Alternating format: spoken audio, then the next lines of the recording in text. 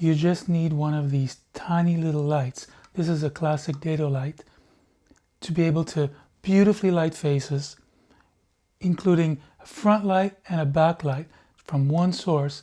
If you use this reflector system, this is the Lightstream reflector system. One of the keys is using these intensifier lenses, which increase the output of this lamp so we can send it to the front and back and have enough power. Each one of the reflectors has a number on it, one being like a mirror, and then up to number 4, which gives the widest spread, and then there's a number 5, which is basically one that gives a light streak. So now let's go into the studio. I'm using just the number 4, a 50 by 50 reflector as the main key light. It makes a really soft, beautiful light on the face. The light that's coming into it is coming from a number 3, 25 by 25.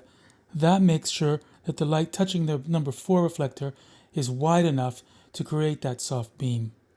We're adding another light just for that strip in the back that's coming from the number 5, which makes those beautiful long lines, and a bit of side light on the face. Now let's put down this, unrolling some diffusion just to see how that softens the shadows. It's not bad. Personally, I like it a little bit harder, but it's nice to know that we have this tool if we need it. Everywhere he moves his face, we're getting a nice light. So I take it away because I like it better without. And we can add these little small reflectors. This is a number 2, and I can use that just to bring out highlights either on the face, or maybe there's an object in the scene, part of the clothing. It's really nice to be able to enhance details. Obviously, we don't really need it in this setup, so I'll just take it out. I really like the light just coming from one reflector, so I'm going to turn off that backlight.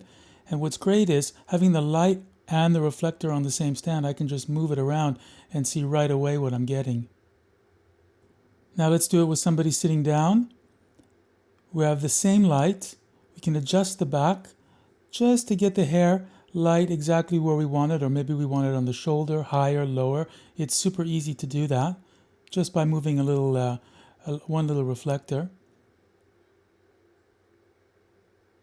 Wherever she moves her head, now right to the left, the light is soft enough and directional enough that it creates flattering shadows that are not too hard. Now we'll turn that backlight on again, so we have that nice line from the number 5, and from the same source, a little bit of light coming onto the side of her hair, which makes a nice little V to frame her face. Of course, this is broadside lighting. If you wanted to have short lighting where the shadow on the face is in the front, you just move the whole light tree to the other side. I'm going to take away that backlight so that I can be more flexible and move the light to the side, move it to wherever I want.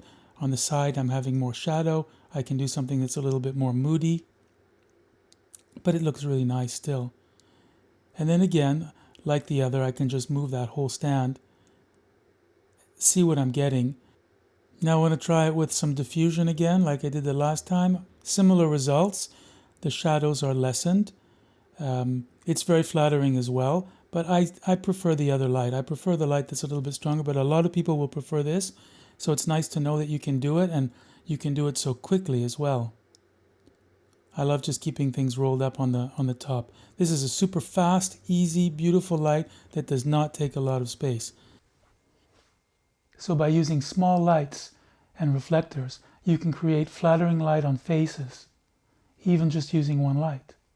I really like the Dedolight system because it's the only one that uses these incredible intensifiers that focalize a small light source, creating so much light output that your kit can be really small.